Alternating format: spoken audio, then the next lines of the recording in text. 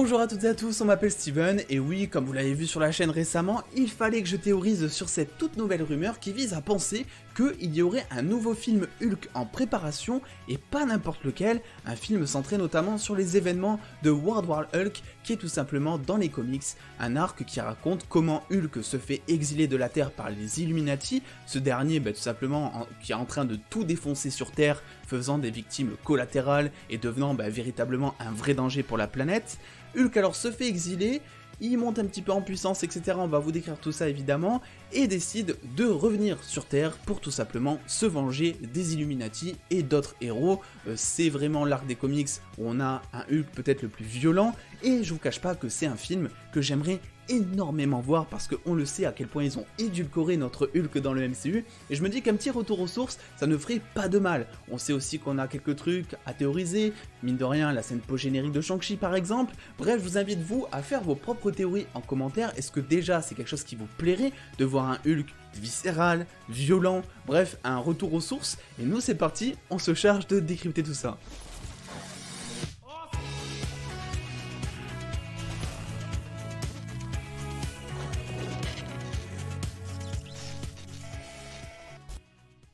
Et même si le film Shang-Chi est sorti il y a maintenant plusieurs semaines, voire peut-être plusieurs mois, je sais pas trop, je vous préviens, les secondes qui vont suivre vont concerner la scène post-générique de Shang-Chi, donc partez de cette vidéo si jamais vous ne voulez pas être spoil, parce que ça me paraît être la base des bases, parce que mine de rien, c'est ce qu'on a vu dans l'évolution de Bruce Banner ces derniers temps, c'est tout simplement cette image. Oui, la scène post-générique de Shang-Chi en a laissé bouche bée certains, moi y compris, ne comprenant pas ce qui se passe.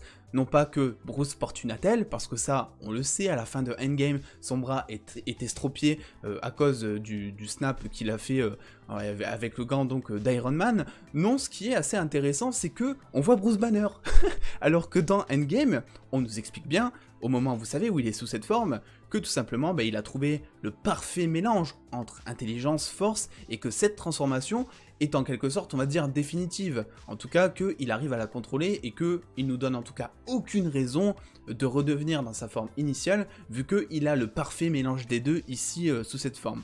Donc c'est vrai que là-dessus, ça posait pas mal de questions, et on pouvait pas théoriser plus que ça, et honnêtement, on ne peut pas plus théoriser que ça à l'heure actuelle, parce qu'il nous manque encore plein d'éléments. À commencer notamment, j'ai envie de dire, par She-Hulk, parce que oui, on le sait, Bruce Banner sera dans la série, c'est officiel, pour au moins un épisode, et on sait qu'il reviendra en Hulk, parce que il y a eu une photo de tournage qui a notamment été révélée il y a quelques temps, où on voit Mark Ruffalo en tenue de motion capture, ce qui nous fait laisser penser sans aucun doute que Hulk, en 3D, tel qu'on le connaît, sera de retour dans She-Hulk tout simplement.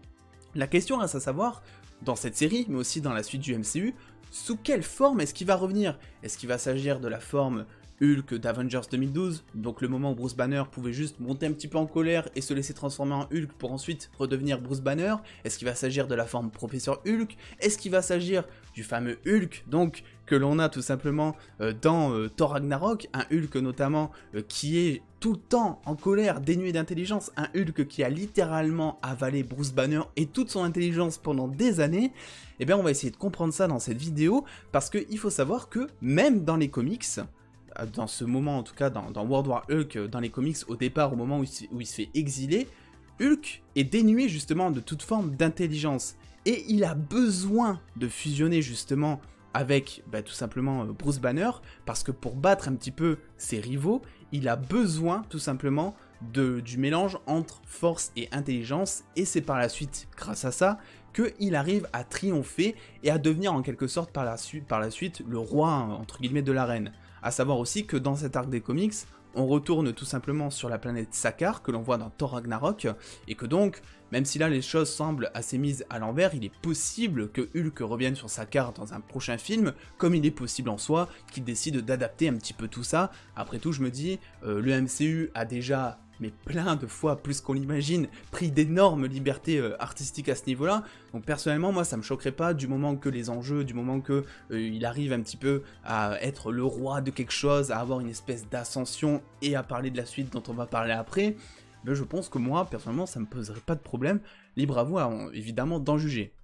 Mais ce n'est pas tout, parce que sur cette planète, une fois que il a eu son ascension, une fois qu'il est bien, une fois qu'il est heureux, mais il faut savoir que un Hulk avec de l'intelligence, c'est aussi un Hulk avec des sentiments. Et oui, Hulk tombe amoureux tout simplement de Kera, si je le dis bien, de Sera ou de Kera, vécurent heureux et eurent beaucoup, pas du tout, pas du tout d'enfants, puisque tout simplement un drame se passe, puisque pas d'happy ending pour notre Hulk, effectivement, Sera, donc ici présente, meurt à cause de l'explosion du vaisseau donc de Hulk qui lui avait été fourni donc par qui d'autre que les Illuminati durant son exil, alors qu'ils n'avaient pas du tout prévu que le vaisseau explose. Le souci c'est que ça a explosé, ça a tué des milliers de personnes, dont sa dulcinée entre guillemets, et je vous laisse imaginer comment il prend le truc justement. Bah en fait il est vert de rage.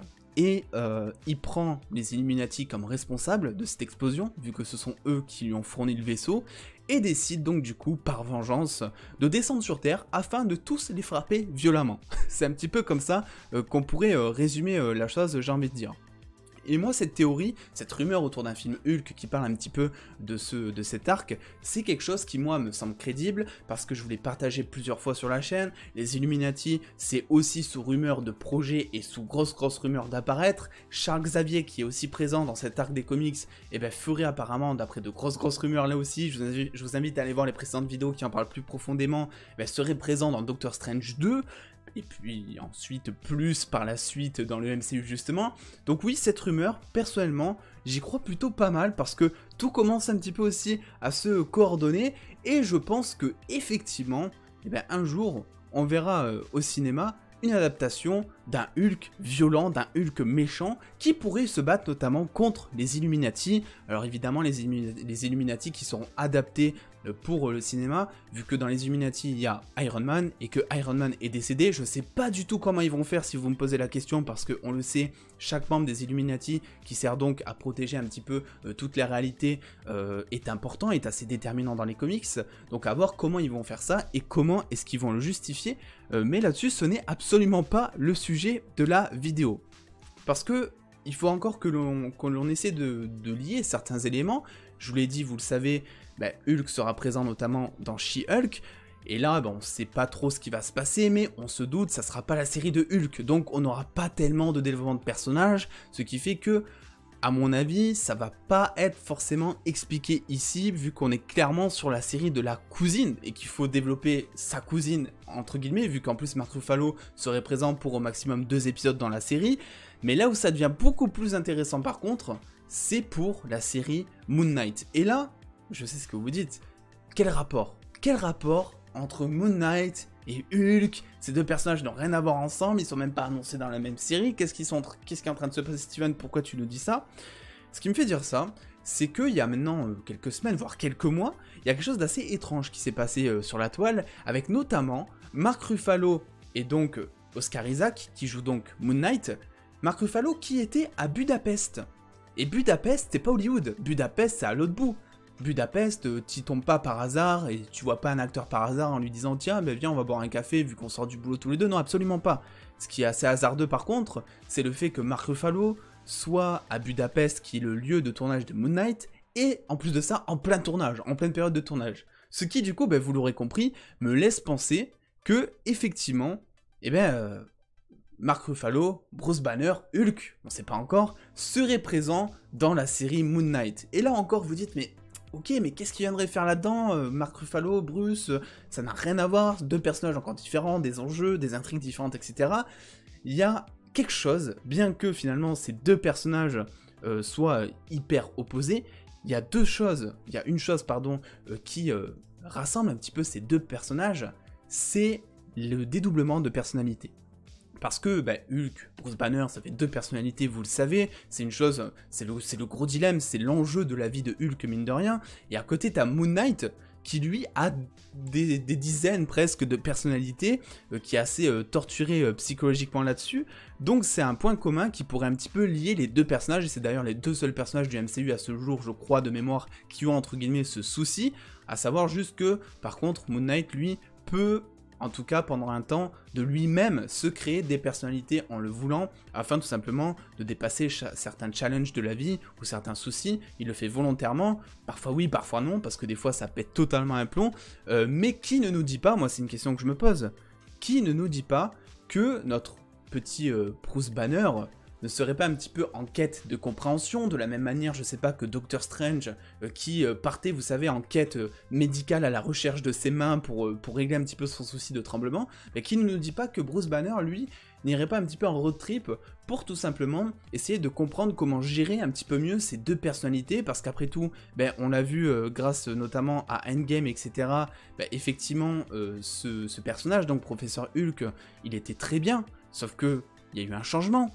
Quel est ce changement? Il y a visiblement eu un drame, une conséquence, quelque chose qui s'est passé pour que Bruce revienne comme ça. S'il faut, c'est que ça collait pas spirituellement, psychologiquement, je sais pas. Il avait tout contrôlé, par exemple, au niveau scientifique, au niveau des molécules, au niveau de l'ADN, j'en sais rien. Mais par contre, il y a un truc qu'un scientifique ne peut pas contrôler, c'est le psychisme, c'est la spiritualité. Et je me dis que là aussi, Bruce pourrait recevoir en tout cas une petite aide de la part de Moon Knight qui lui, quelquefois, arrive justement à contrôler ces différentes personnalités et arrive justement à nous mettre bien là-dessus. Donc c'était un petit peu ce que je voulais vous dire par rapport à ça, parce que il y a quelque chose que moi je trouve très bizarre, c'est que sous cette forme que l'on a vue ici, il a trouvé parfaite. Pourquoi est-ce qu'il s'en serait débarrassé volontairement? Je pense que c'est vraiment quelque chose qu'il n'a pas contrôlé pour revenir mine de rien dans cet état. Bref, voilà, je voulais un petit peu, tout simplement, vous donner un petit peu la description de toute cet arc scénaristique que je trouve incroyable. Il nous manque évidemment plein d'éléments pour essayer de comprendre comment est-ce que Hulk se retournerait méchant. Le fait est que si, effectivement, il a l'intelligence et la force dont on a parlé, qui tombe amoureux en étant dans cet état, et qu'ensuite il pense que c'est à cause des Illuminati, à cause des Avengers, etc., que sa Dulcinée est morte, ben, en sachant qu'il a toujours cette intelligence, on pourrait tomber sur un Bruce Banner / Hulk qui devient méchant, mais qui pète littéralement un plomb et qui devient même dangereux parce que il est très puissant dans les comics. Il arrive littéralement à battre quasiment tout le monde et à les écraser. Donc voilà, j'ai beaucoup trop hâte un petit peu de voir ce que cette série, ce film pourrait advenir. Un Hulk méchant, dans le même esprit que l'incroyable Hulk que vous n'aimez pas tous, je sais, mais que je trouve incroyable et bien plus proche du personnage pour ce qu'il est, c'est-à-dire un monstre, globalement. Voilà, moi c'est quelque chose qui me botte pas mal. Bref, dans tous les cas, n'hésitez pas vous à me donner un petit peu vos théories par rapport à tout ça. Il nous manque plein d'éléments, bon, donc vous pouvez peut-être essayer de lier des choses entre elles pour aussi essayer de découvrir un petit peu le fameux de l'histoire. N'hésitez pas aussi à venir me suivre sur les réseaux sociaux pour avoir beaucoup plus de news en exclusivité et en avance, et à venir mettre le petit like, c'est par ici je crois, si cette vidéo vous a plu. Et en attendant les dos, prenez soin de vous, faites-vous bien kiffer, des bisous les dos.